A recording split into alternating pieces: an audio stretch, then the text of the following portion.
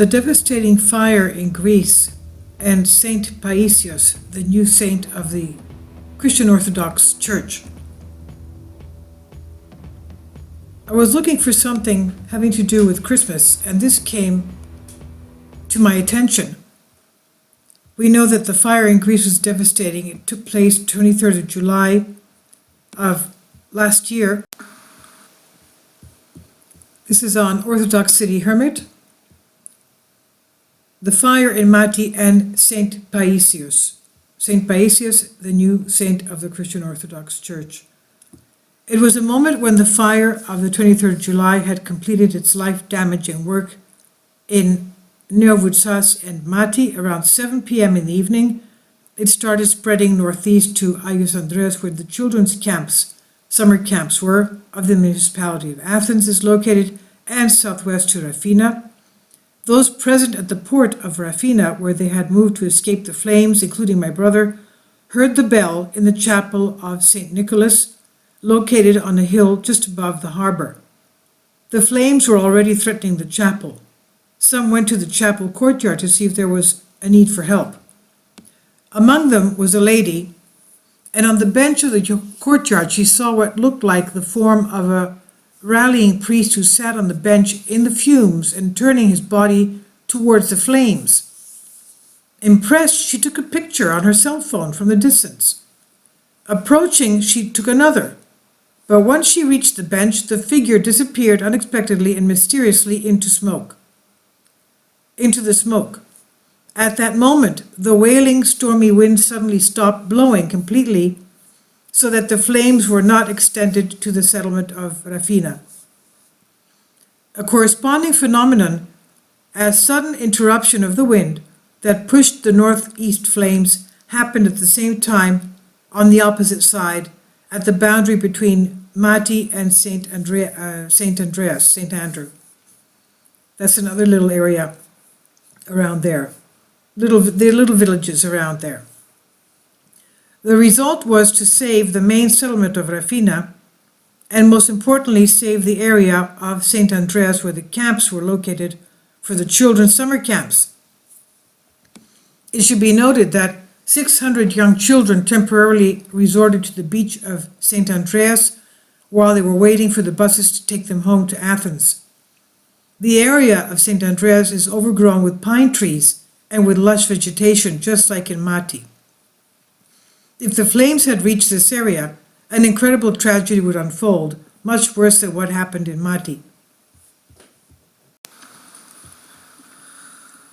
Note that the fire was expanding at an inconvenient speed, causing people to be trapped in the pass, unable to escape, not even by car. So the dozens of unfortunate victims of the fire found in the beach at Mati were locked. The lady, a few days later, visited Father Dorotheos. Okay? This is very important. The lady, a few days later, visited Father Dorotheos. I'm very emotional right now because Father Dorotheos is my father confessor. And I just yesterday went to confession to him. He's about 45 years old. He's an archpriest. Now, the Father Dorotheos, the parish priest of the Temple of the Assumption, the parish church at Mati. The church everything around it was burned except for the church. I've not been there to take pictures, but this is what my father confessor, Father Dorotheos, told me. Now, the lady who took the picture, when she told Father Dorotheos, she told him the incident with the priest who sat on the bench next to the chapel of St. Nicholas, and she showed him the pictures. Father Dorotheos first told her that this chapel does not have a priest, and that he does not recognize any clergy in the face of the photos from those who served in the wider area there. In fact, he wondered what a priest can sit there among the wildfires and the smoke. But when he noticed the photographs better, he exclaimed with awe, "This is the face of Saint Paisios." The above story of this lady was narrated by Father Dorotheos to my brother, who lives next to the Church of the Assumption of the Virgin Mary. And I'm going to give you a picture of this. If you carefully look at the two photographs the lady took, it will distinguish a priest monk who only wears a robe, holds a prayer rope in his hand, and has his body turned towards the flames. The resemblance to St. Paisios is astonishing. In the closest picture, the cap of St. Paisios is distinguished in the head of the figure, while on the feet of the figure you can see flip-flops with socks, another characteristic of St. Paisios. This is by Nikos Koulouris, professor of law, dated September 2nd, 2018. This is the area, the whole thing is devastated. Instead of it being lush green, it's all, as you can see, without vegetation whatsoever. Unfortunately, this is after the fires. When you compare it to Yes Andreas, this is St. Andreas that was saved from the fires. Okay, you can see how lush and nice and green that is, with pine trees right there. Okay, and the difference between that and the burnt up areas. And now I'd like to show you this is the church right there. This is the church of my father confessor. I don't live around there, but he comes up to my area every Tuesday. That's why I went to him yesterday. Now, this is the basement of it. Okay, that's one of the icons. This is the church is called the Dormition of Our Holy Mother, Kimisi Theotoku. This is one of the icons over the ceiling of the church, Pandokrator. This is the holy table in the Holy of Holies, the holy altar. And that's the basement, as we said, where we have our coffee after Holy Liturgy. So let's go to the area of the church. That's where the fire stopped, as you can see. This is where, this is the area that St. Paisios had stopped the fire from going.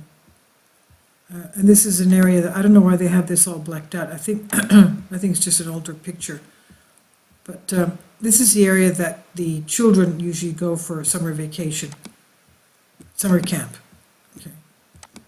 And they have very nice beaches there, by the way. Very nice beaches, very nice water, very shallow, warm. So this is Mati.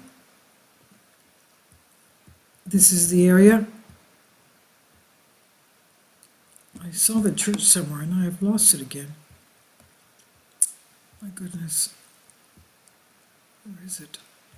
I didn't pin it so that I wouldn't put the pin over it. Okay, I find it. Okay. You go in this way. I usually go in this way, right here. And I turn left. And that's it right there. That's the church, right there. As you can see, nothing was burnt around there, thank goodness. But he told me he lost a lot of his spiritual children. That's it right there. I don't know if we can go in to have a street view.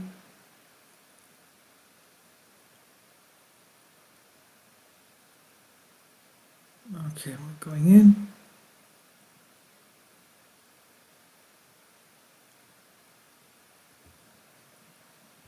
Okay. There we are. Okay. Oops, sorry. That's the gate of it. What's the matter? What's going on? Okay, we turn this way. There we go.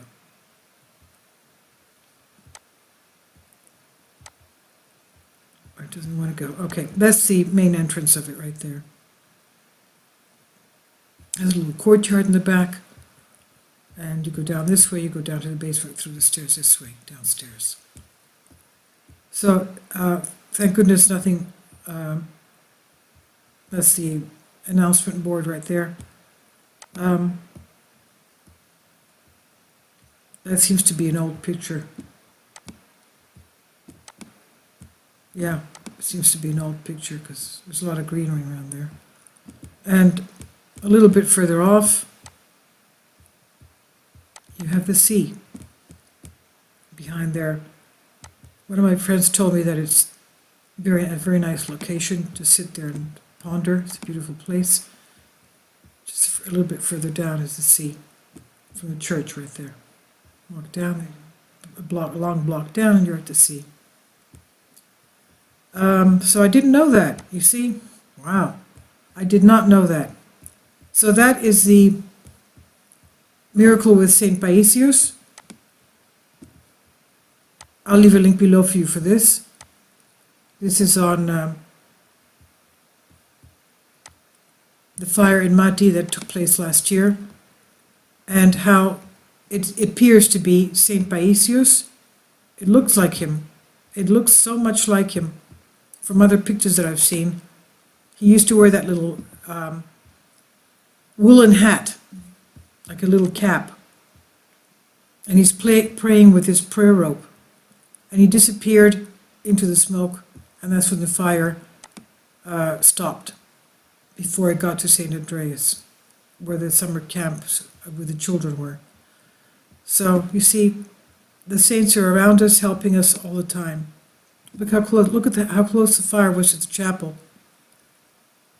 Amazing. All right, I wish you all a wonderful Christmas season. Please subscribe, ring the bell, and share. And since they have demonetized me, if you'd like, please support our Patreon account. If not, please pray for us. Thank you so much. God bless you.